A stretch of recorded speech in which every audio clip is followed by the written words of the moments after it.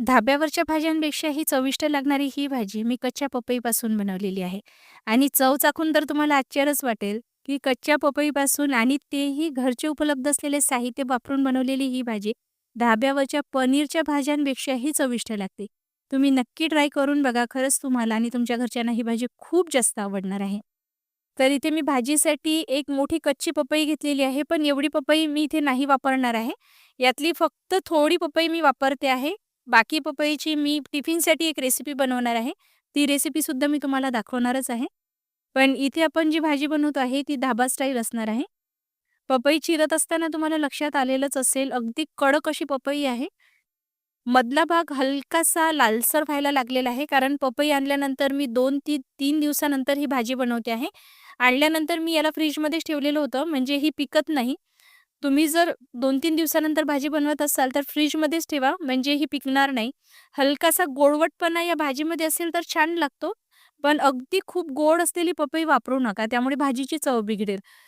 तर आता ही पपई मी चिरून घेते आहे. तुम्ही बघू शकतच असाल, चिरत असताना सुरीनी अजिबात चिरल्या जात नाही आहे. मोठी सुरी असेल तर त्याचा वापर करा. छोट्या सुरीनी लवकर चिरल्या जात नाही. आणि याची साल जी आहे ना, व्यवस्थित आपल्याला सोलायची आहे, कारण या सालामध्ये भरपूर कडवटपणा असतो आणि आतला जो गाभा आहे ना, तो आपल्याला वेगळा काढून घ्यायचा आहे. आणि तुम्हाला खरंच आश्चर्य वाटेल, की ही भाजी आपण घरच्या उपलब्ध असलेल्या साहित्यामध्ये बनवतो आहे. जे आपण नेहमी भाजीमध्ये घालतो ना, तेच साहित्य वापरणार आहे. पण बनवण्याची पद्धती अशी आहे, की त्यामुळे ही भाजी धाब्यावरच्या पनीरच्या भाजीपेक्षाही चविष्ट बनून तयार होते. तर आता इथे बघू शकता मी अशा आकारामध्ये याला चिरून घेते आहे. जशी आपण फ्रेंच फ्राईज चिरतो ना, तसे चिरते आहे. तुम्हाला हवं असेल तर तुम्ही तुमच्या आवडीच्या आकारामध्ये याला चिरून घेऊ शकता. पण अशा पद्धतीने चिराल तर ही भाजी दिसायला अगदी पनीरच्या भाजीसारखीच दिसेल. तर इथे मी लसूण, आलं घेतलेलं आहे. कोथिंबीर थोडी जास्त घालायची. मध्यम तिखट असलेल्या 2 मिरच्या मी डायरेक्ट फ्लेमवर भाजून घेतलेल्या होत्या. कांदे छोट्या आकाराचे होते म्हणून 3 घेतलेले आहे. सोलून आणि चिरून घ्यायचे आणि मिक्सरला फिरवून घ्यायचं. आता पपईच्या चिरलेल्या फोडी आपण एका कटोऱ्यामध्ये काढून घेतो आहे. यामध्ये मी बेसन पीठ 1 ते दीड चमचा घातलेला आहे. चवीनुसार मीठ घालायचं. यामध्ये आता गरम मसाला घालते आहे. सोबतच काळं मीठ घालायचं. 1 चमचा धनेपूड घातलेला आहे. अर्धा चमचा लाल तिखट घालायचं. हळद अगदी थोडी घालायची आणि कसुरी मेथी घालायची आहे. सर्व मसाले फोडींना आपण नीट लावून घेऊया. तुम्ही बेसन पिठाऐवजी कॉर्नफ्लोअरचा वापर केला तरीही चालेल. पण बेसन पीठमुळे एक खमंग स्वाद या भाजीला येतो. म्हणून शक्य असेल तर बेसन पीठचा वापर करा. तुम्हाला आवडत नसेल तर कॉर्नफ्लोअरचा वापर करू शकता. आणि अर्धा ते 1 चमचा तेल घालायचं. परत एकदा नीट मिसळून घ्यायचं. आता यामध्ये आपण अगदी थोडं पाणी घालतोय. फक्त 1 ते 2 चमचे पाणी घालायचं. म्हणजे जे बेसन पीठ आहे ना, ते प्रत्येक फोडीला व्यवस्थित चिकटल्या जाईल. तुमच्याकडे वेळ असेल तर 5 ते 10 मिनिटासाठी तुम्ही हे रेस्ट करायला बाजूला ठेवू शकता. पण वेळ नसेल तर पॅनमध्ये याला शॅलो फ्राय लगेच करू शकता.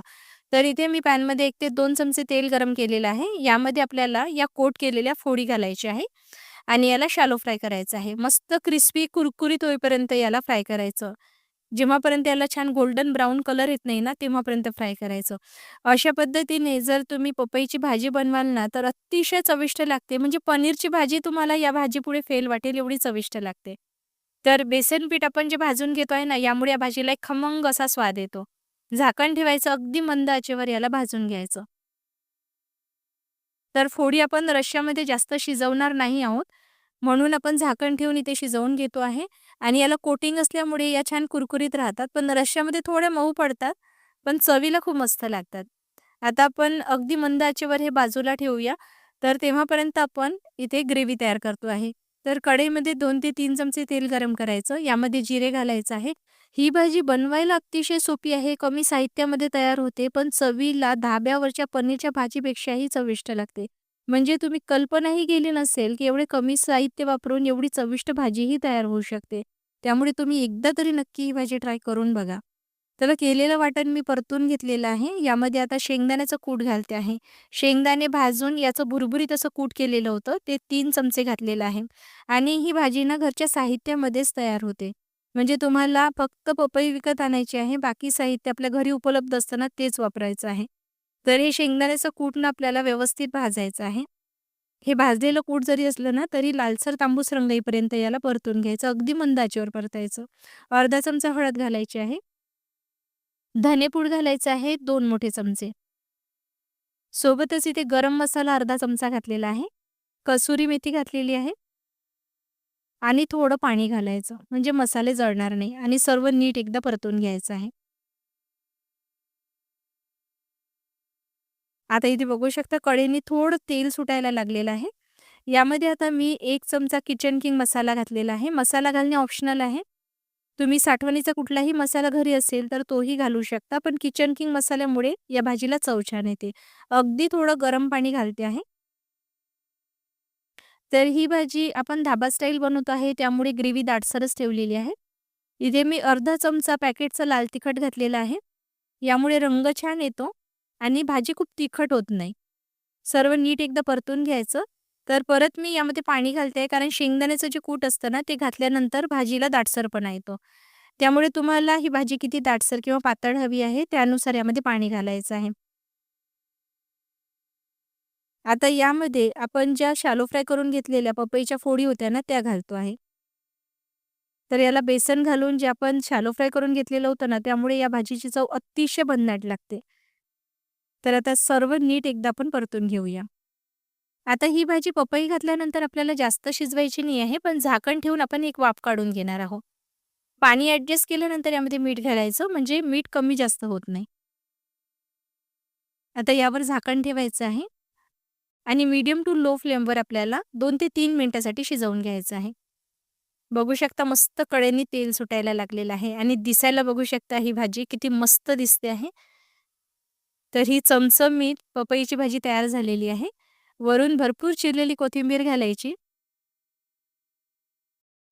चव मी तुम्हाला काय म्हणून सांगू, पनीरच्या भाजीपेक्षाही जबरदस्त लागते. मी हेही म्हणेल, की नॉन-व्हेजपेक्षाही जबरदस्त लागते ही भाजी. तुम्ही नक्की ट्राय करून बघा.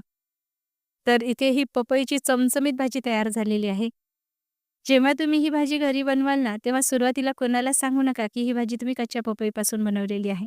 त्यांना चव चाखू द्या आणि नंतर विचारा, की भाजीची चव कशी झालेली आहे. कारण मी सुद्धा जेव्हा घरी बनवलेली होती ना, तेव्हा घरी कोणाला सांगितलं नाही, की ही भाजी मी कच्च्या पपईपासून बनवलेली आहे. आणि जेव्हा सांगितलं ना, तेव्हा सर्वांना एवढं आश्चर्य वाटलं आणि सर्वजण हेच म्हणत होते, की आम्ही कल्पनाही केली नव्हती, की कच्च्या पपईपासून एवढी चविष्ट भाजीसुद्धा तयार होऊ शकते. तुम्ही सुद्धा या कच्च्या पपईपासून ही भाजी एकदा नक्की ट्राय करून बघा. मी वारंवार तुम्हाला यासाठी सांगते आहे, कारण ही भाजी धाब्यावरच्या भाजीपेक्षाही चविष्ट बनून तयार होते आणि तुम्ही ही भाजी घरी बनवावी असं मला वाटते. म्हणून तुम्ही नक्की एकदा ही भाजी ट्राय करून बघायला पाहिजे. जर तुम्हाला रेसिपी आवडली असेल तर लाईक नक्की करा आणि अशाच रेसिपी पुढे बघण्यासाठी चॅनलला सबस्क्राईब करायला अजिबात विसरू नका. तुम्ही जेव्हा चॅनलला सबस्क्राईब करता ना, तेव्हा येणाऱ्या नवनवीन व्हिडिओची नोटिफिकेशन तुम्हाला मिळत राहते. आणि हा व्हिडिओ जर तुम्हाला हिंदीमध्ये बघायचा असेल तर घरोघरी अन्नपूर्णा हिंदी या नावाने माझे हिंदी चॅनलसुद्धा आहे. त्या चॅनलला सुद्धा सबस्क्राईब करा आणि हा व्हिडिओ Facebookवर बघण्यासाठी Facebook पेजलाही फॉलो करा. लवकरच भेट होईल. तोपर्यंत हा व्हिडिओ बघण्यासाठी तुमचे मनःपूर्वक आभार.